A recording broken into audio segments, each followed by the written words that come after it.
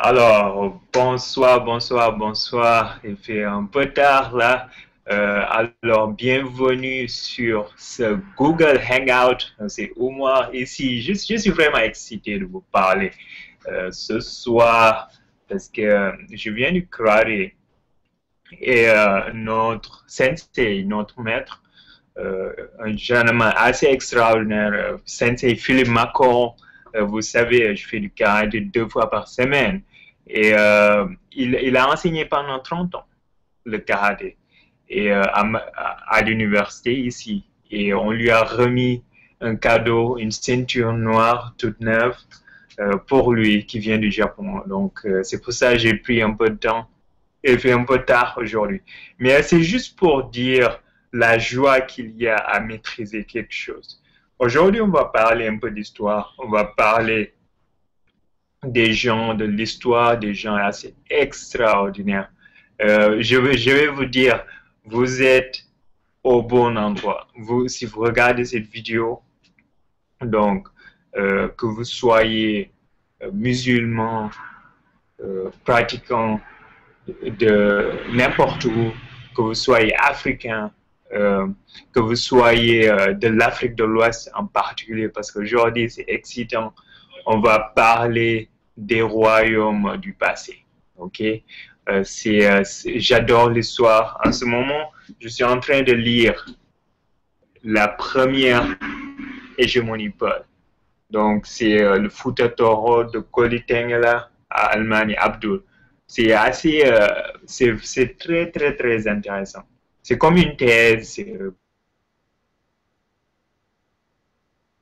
l'histoire de cette région, l'histoire de l'islam. Et je peux vous dire que ce n'est pas enseigné, ce genre de choses. Il faut vraiment lire les documents. Et c'est pour ça que je vous parle aujourd'hui. Et on va parler des Almoravides et, en arabe. Alors, en ce moment, je suis juste au Canada. Et vous pouvez le voir sur mon accent. Je parle plutôt anglais que français ici. C'est en Ontario.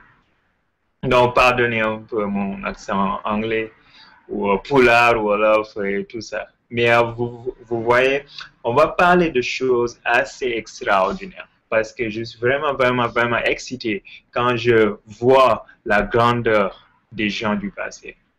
Euh, Quand je vois l'énormité de la bêtise qu'on apprend à l'école. Ok, je vais le répéter encore. Ça, je suis vraiment très, très, très excité quand je vois l'énormité de la bêtise qu'on apprend à l'école. Parce que ce genre de choses, on ne l'apprend pas et c'est ignoré par les gens. C'est dommage, c'est dommage. Mais aujourd'hui, on va parler, on va discuter et visitez mon site. Vous avez mon lien ici. Visitez mon site pour voir ce que je fais. Donc, c'est www.oumarmboyd.com. OK? Et si vous ajoutez ça, vous allez voir ce que je fais aussi dans la vie. C'est assez extraordinaire. Donc, ce dont on va parler aujourd'hui. On va parler d'histoire. On va parler d'histoire. Euh, donc, ça commence il y a très, très longtemps. Okay? Donc, c'est au 11e siècle. Vous savez que l'islam est très, très ancien. À ce qu'il paraît, les compagnons du prophète sallallahu alayhi wa sallam, d'après la Sira, ont migré à, en Abyssinie avant d'aller même à Médine. Ok, donc la migration africaine est très ancienne. Euh, il y a eu beaucoup de gens, de Sahabis, qui sont morts en Afrique. Et je pense à deux en particulier. Je pense à deux en particulier. Je parle de Amr ibn al-As, radiallahu anhu. Et je vais vous parler un peu de l'histoire de la conquête africaine.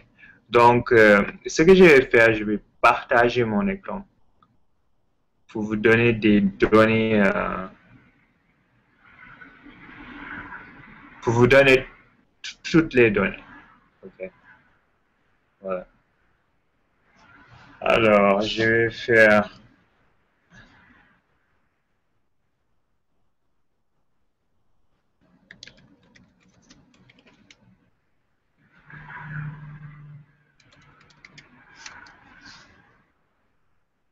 Donc, on va commencer par le Maroc parce que c'est quand même le pays qui a le plus influencé euh, les Africains de l'Ouest. Voilà. Donc, on va commencer par celui-là. OK. Je vais vous parler d'un sahabi extraordinaire. Je vais juste vous montrer. Euh, OK. Ce que je vais faire, c'est le glisser ici. J'ouvre ça. Et voilà. Vous savez que maintenant, Wikipédia, c'est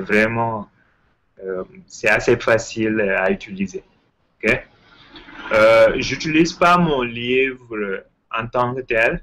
Bon, je l'utilise, je fais des références aussi sur le livre, mais vous ne pouvez pas voir le livre. C'est plus facile de lire sur l'écran. Et c'est pour ça que je vous montre Wikipédia. Et je vais mettre ça en blog, dans mon blog aussi. Euh, vous allez voir le lien et vous pourrez consulter tout ce dont je parle. Donc, le général s'appelle Okuba ibn Nafia. Et c'était un général de l'armée musulmane du temps des Omeyyades, du temps de Muawiyah et de Yazid. Muawiyah, radiallahu anhu, il a conquis l'Algérie, il a conquis Tunisie, Libye, Maroc et tout ça. Et il est même allé jusqu'aux côtes de l'Atlantique. Et il a dit que Dieu témoigne, s'il y avait des terres au-delà, mon ami, je serais allé là-bas pour répandre la foi islamique. Donc c'est ce genre de général qu'il était, c'est ce genre d'homme courageux et assez extraordinaire, assez impressionnant qu'il était. Et il a fondé une ville qui s'appelle Kairouan. C'est la ville que vous voyez là. Ça c'est la mosquée de Uqba ibn Nafia, radiallahu anhu, dans Kairouan. Kairouan, c'est une ville en Tunisie en ce moment. Une ville très très ancienne. C'est la ville la plus développée quand on parle de sciences religieuses, de sciences islamiques du temps médiéval, j'aime pas ce mot, mais du temps des musulmans savants, ok, des savants de l'école Maliki. C'était vraiment Kairouan. Tous les savants sont formés là-bas. D'ailleurs, au Sénégal, on a une ville qui s'appelle Kairouan. C'est vraiment très, très répandu. Quand on parle de sciences religieuses, c'est Kairouan. Alors, que les gens soient soufis, qu'ils soient salafis, qu'ils soient mourides, tidjani, qadariya, ils suivent tous le rythme maliki en Afrique de l'Ouest et en Afrique du Nord aussi, Nord-Ouest. Voilà, et ça c'est la ville centrale de la science islamique. Et ça s'est même répandu en Espagne musulmane aussi. Ok. Et Okuba a conquis tout ça. Et maintenant, je vais juste vous montrer quelque chose d'autre.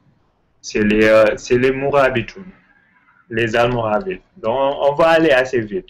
On va passer de Okuba ibn Nafia, qui a eu des descendants donc, dans le Sahara, des gens qui ont accepté l'islam très très vite. Et ça a fait des mélanges. C'est comme une dynastie. Et ces gens-là sont devenus musulmans très vite. Et en ayant tous ces enfants, ils sont devenus musulmans, ils ont contacté les gens du Sahara, le plus grand désert du monde, et ces gens-là aussi sont devenus musulmans. Ok, donc assez extraordinaire. Alors, je vais parler des Mourabitoun. Donc, c'est des gens, je fais 300 ans en avant.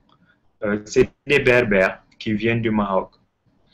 Et au XIe siècle, il y a eu des savants. Donc, tous ces mouvements de réforme sont en général dus aux savants musulmans. OK? Euh, donc,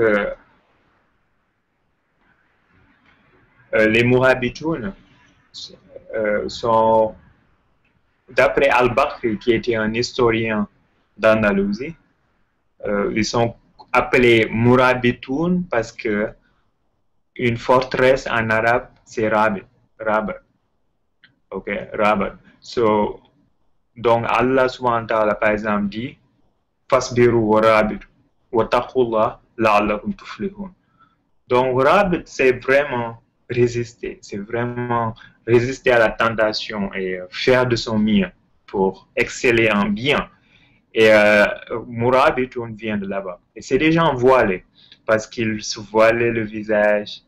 Euh, et je vais juste vous parler de leur histoire. Alors, il y a eu un savant, un grand savant musulman qui s'appelait Abdallah ibn Yassin. Et en gros, il a été responsable du dawa des Mourabitoun. En ce moment-là, il y avait surtout des dynasties chiites en Afrique du Nord. Et ce gentleman, euh, en, en 1040, il y a eu un chef d'une grande tribu, Yahya ibn Ibrahim, qui a visité Makkah, qui a fait pèlerinage. Et il a fait une escale à Kairouan, une ville vraiment très très importante. Et il a rencontré un grand juriste, un savant musulman, Abu Imran al-Fasi. Et quand il discutait, Abu Imran s'est rendu compte très très vite que ce chef musulman, ce grand guerrier, Yahya ibn Ibrahim, ne connaît pas les règles du fiqh maliki. Il ne connaît pas grand-chose de l'islam, en gros.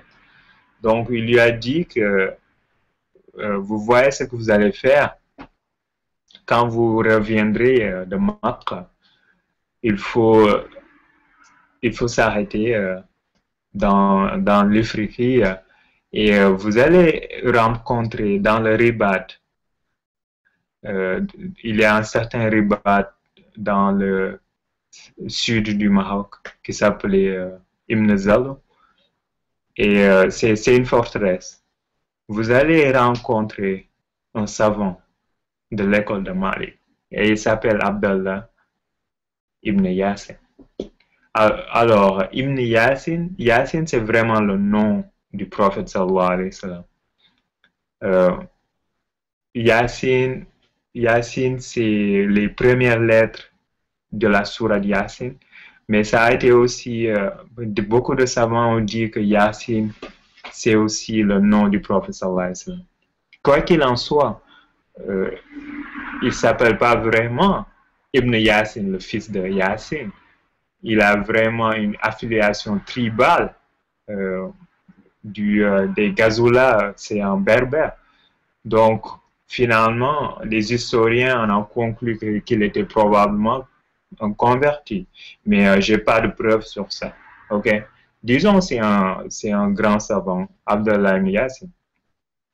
Alors, il a suivi Yahya, il a suivi le chef Yahya ibn Ibrahim et, dans sa ville. Et il a commencé à appeler les gens.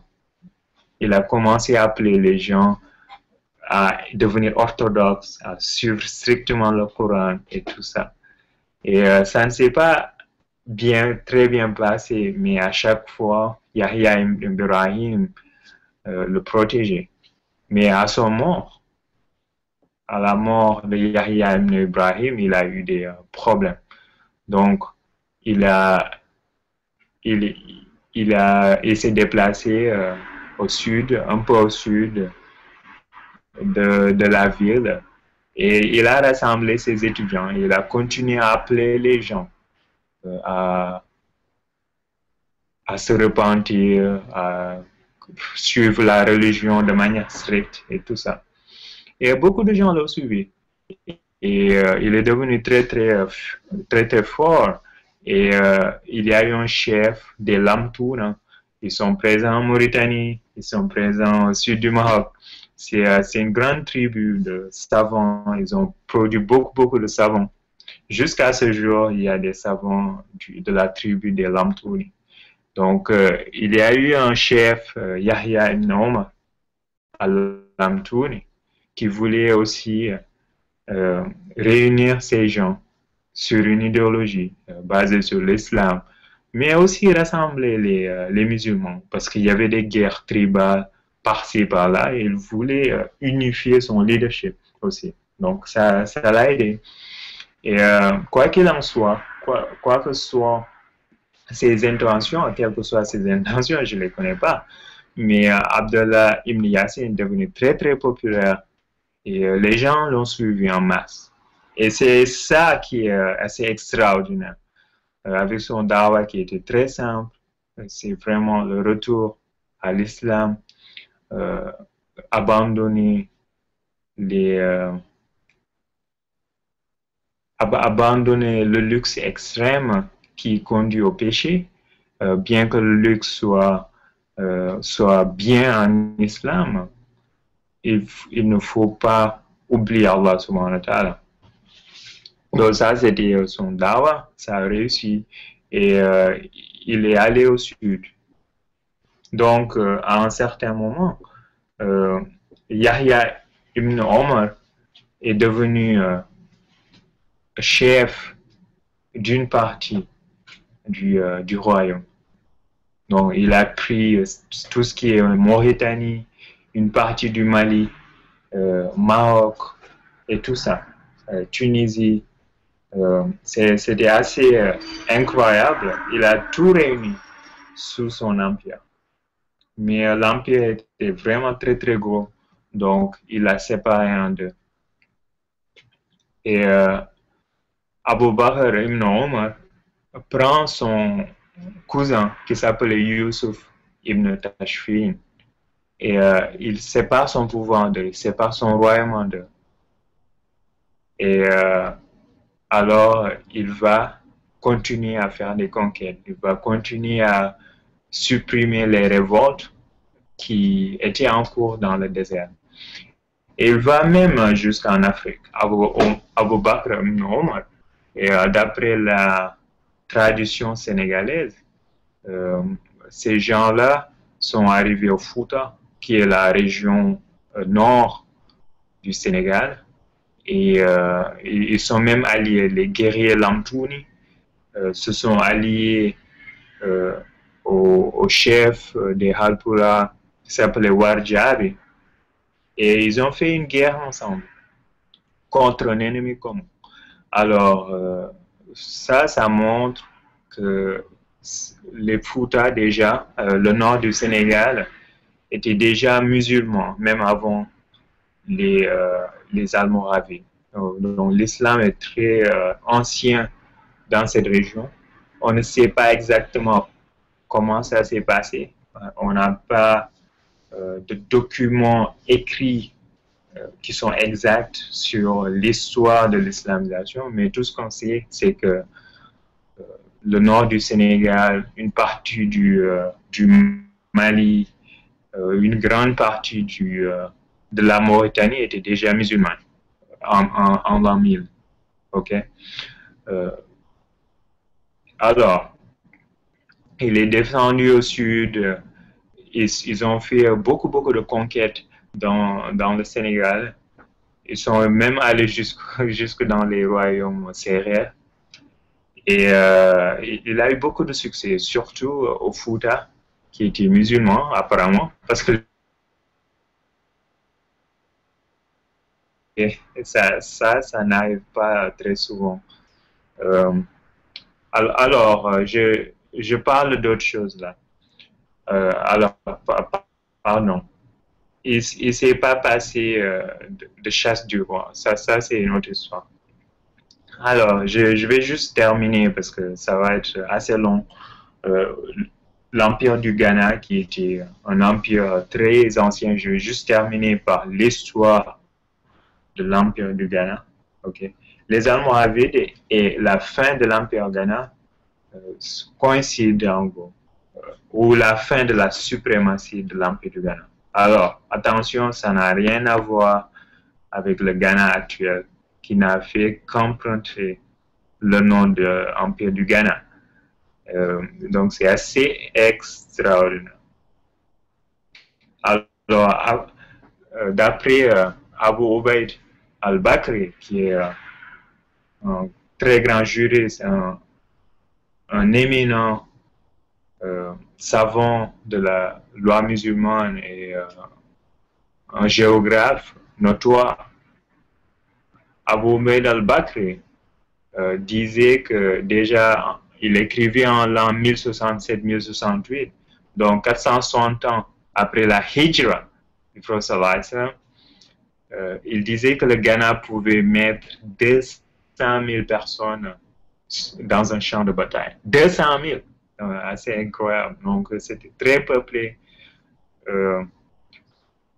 D'après l'histoire, il y a eu 22 rois dans l'Empire du Ghana avant. Euh, il y a eu 22 rois avant l'avènement de l'islam avec la hijra du prophète sallallahu alayhi wa sallam. 22 rois et 22 rois après la hijra.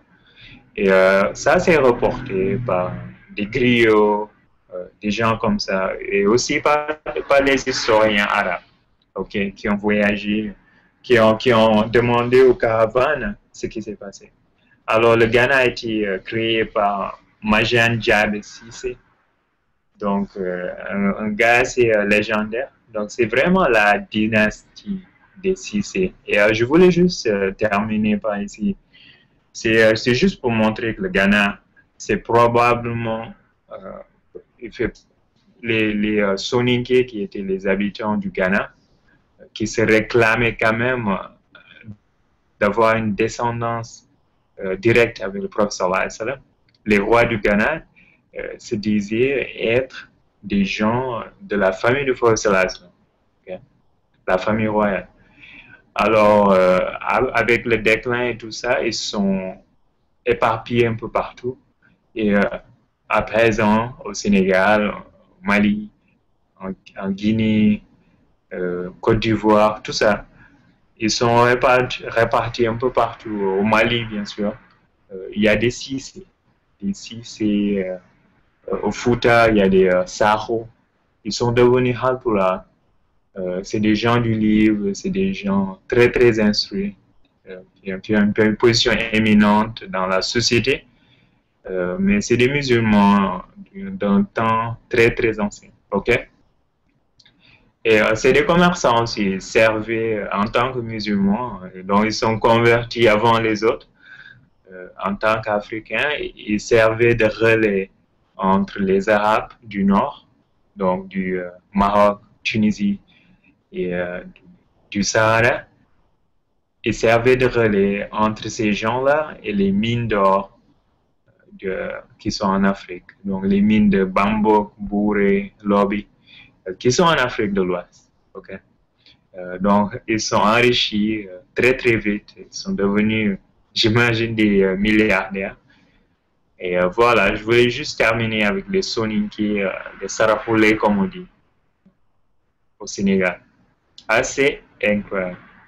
Donc, c'est juste une histoire que je voulais parler. Alors, vous allez voir. Okay. Donc, je finis cette émission en disant ben, merci d'avoir écouté et puis à la prochaine. Et puis, regardez ce lien, vous allez voir ce que je fais. Et puis, à la prochaine fois, on va parler un peu plus du Ghana, on va parler du Mali, mais surtout du point de vue islamique. Okay? Et aussi, on va parler des entrepreneurs soninké, des Sarakoulé, qui sont jusqu'à présent des gens assez fortunés, assez riches, qui voyagent un peu partout. D'ailleurs, la preuve en est qu'en France, la majorité des immigrés sont soninké. Ils viennent tous de cette race qui venait du Ghana. C'est des commerçants notoires et un peu partout en Afrique de l'Ouest et dans le monde. Et ça, c'est intéressant parce que dans cette chaîne, on parle non seulement d'histoire, mais et de religion, surtout religion islamique. On parle aussi de culture, mais aussi d'entrepreneurs, de gens un peu folkloriques qu'on ne connaît pas trop, les Sarakoulés. Et voilà, je vais faire une émission sur ça. Ça va être passionnant. Parler des Sis et des Sahara et d'autres qui sont un peu partout en Afrique de l'Ouest, de ces familles commerçantes et instruites dans le livre d'Allah, dans le Coran. Ok, donc c'est excité de parler la prochaine fois. Donc visitez mon site encore et voilà. Ok, à la prochaine. Bye. Salam.